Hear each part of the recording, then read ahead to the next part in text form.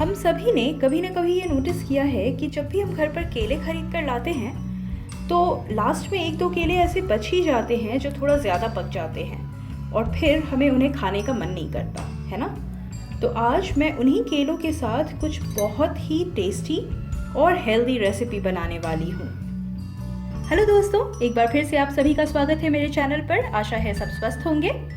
तो आज मैं आप सबके साथ बनाना केक की रेसिपी शेयर करने वाली हूँ, जिसमें ना ही हम यूज़ करेंगे मैदा और ना ही अंडे। तो इसे हम बनाएंगे गेहूं के आटे यानी कि व्हीट फ्लावर के साथ। खाने में बहुत ही टेस्टी लगती है और हेल्दी तो होती ही है। इसे बच्चे भी बहुत प्यार से खाते हैं।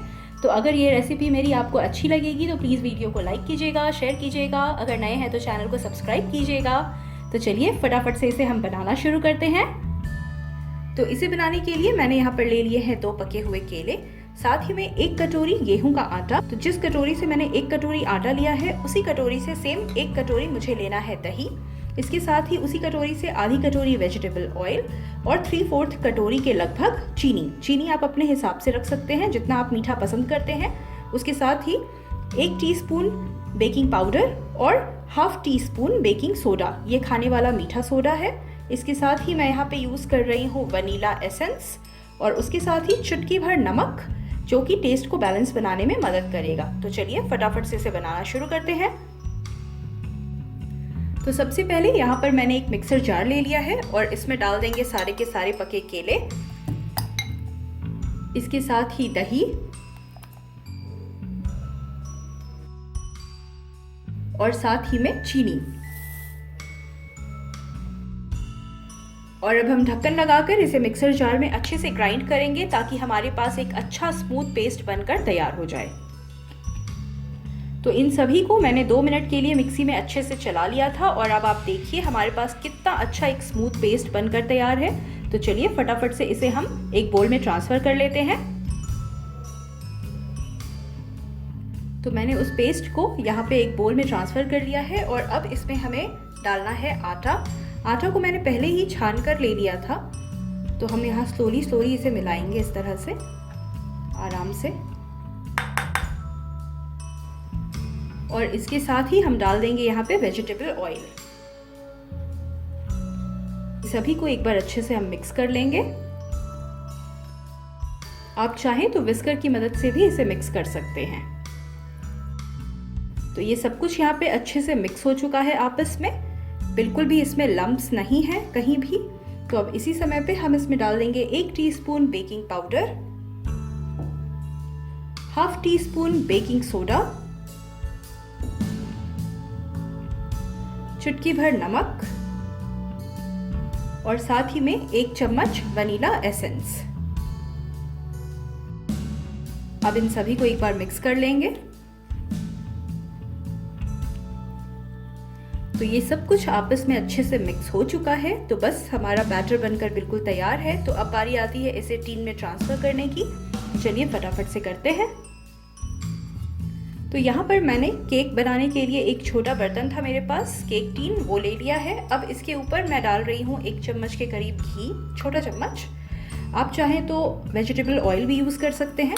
अब इसे मैं इसकी चारों तरफ इस तरह से स्प्रेड कर दूंगी ताकि जब हम इसमें बैटर डालें तो हमारा केक जब बन के तैयार हो तो उसे निकलना बहुत आसान हो, वो इसमें चिपके नहीं। तो ये घी को मैंने चारों तरफ इसके अच्छे से लगा दिया है और अब इसके ऊपर हल्का सा सूखा आटा डस्ट करेंगे इस तरह से सारे तरफ, चारों तरफ से। और बस डस्ट करने के बाद एक बार जो एक्स्ट्रा है इसे इस तरह से हम घुमा देंगे चारों तरफ। तो ये देखिए, ये अब हमारा टीन तैयार है बिल्कुल बैटर डालने के लिए। हम सारे के सारे बैटर इसमें इस तरह से डाल देंगे।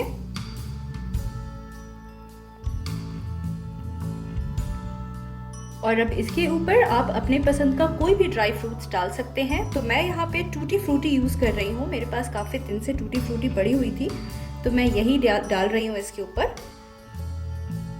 तो अब ये केक टीन हमारा बिल्कुल तैयार है कुकर के अंदर जाने के लिए। तो चलिए फटाफट से इसे प्री हीटेड कुकर के अंदर डालते हैं। तो यहाँ पर आप देखिए मैंने कुकर को पहले से ही 2 मिनट के लिए गर्म करके रख लिया है गैस पर फुल फ्लेम पे। आपको यहाँ कुछ बातों का ध्यान रखने की ज़रूरत है। जैसे कि जब भी हम इसे पकाएंगे कुकर में तो कुकर की सीटी और रबर हम बिल्कुल निकाल देंगे। और साथ ही मैंने कुकर के अंदर एक स्टैंड रखा है, इसी स्टैंड के ऊपर हमें केक टीन को रखना है। तो अब इस प्री हीटेड कुकर में बहुत ही सावधानी के साथ हम इसे एक चिमटे की मदद से केक टीन को अच्छे से इसमें एडजस्ट कर देंगे। और आपको बस ध्यान इस चीज़ का रखना है कि जो हमारा टीन है, केक टीन, वो बिल्कुल सेंटर में हो। तो हमारा केक टीन बिल्कुल सेंटर में अच्छे से प्लेस हो चुका है। तो अब इसी समय पे हम कुकर का ढक्कन लगाएंगे। और आपको एक बार फिर से मैं याद दिला दूं कि जब भी आप ढक्कन लगाएं उससे पहले कुकर की सीटी और साथ ही में उसका रबर निकाल देना है आपको बिल्कुल याद से। और बस अब ढक्कन लगा के लो फ्लेम पे इसे हमें 30 से 35 मिनट के लिए बिल्कुल इसी तरह से छोड़ देना है। और उसके बाद एक बार हम चेक करेंगे। तो यहाँ पे इसे पकते हुए 40 मिनट हो चुके हैं। तो मैंने यहाँ पे एक टूथपिक लिया है और अब एक बार इसे खोलेंगे और चेक करेंगे।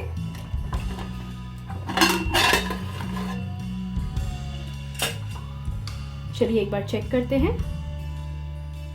हम देख रहे हैं कि अभी हल्का सा ये गीला है बीच में। ये लगभग हमारा कुक हो चुका है। बस इसे और 5 मिनट के लिए हमें पकाना है और ये बिल्कुल तैयार हो जाएगा। तो मैं वापस से ढक्कन लगा के इसे 5 मिनट और पका लेती हूँ। तो इसे पकाते हुए और 5 मिनट हो चुके हैं। एक बार वापस से चेक करते हैं टूथपिक के ही सहारे। हम देख रहे हैं, देखिए हमारी जो टूथपिक है वो बिल्कुल क्लीन निकल रही है। आप देखिए, एक बार वापस से मैं डाल कर दिखाती हूँ। ये देखिए बिल्कुल क्लीन है, इसमें कुछ भी नहीं आ रहा है। इसका मतलब है हमारा केक बिल्कुल अच्छे से कुक हो चुका है। तो अब इसी समय पे मैं कर दूंगी गैस ऑफ और अब इसे हमें बाहर निकाल देना है कुकर से और निकाल कर इसे बिल्कुल ठंडा होने का वेट करना है। तो हम देख रहे हैं कि हमारा केक बिल्कुल ठंडा हो चुका है। इसने ऑलरेडी चारों तरफ से किनारों को छोड़ दिया है, जो हमने इसमें घी लगाया था उसकी वजह से। लेकिन फिर भी एक बार हम इसे चाकू की मदद से इस तरह से चारों कोनों को अलग कर लेंगे। और अब इसे एक प्लेट पर पलट देते हैं।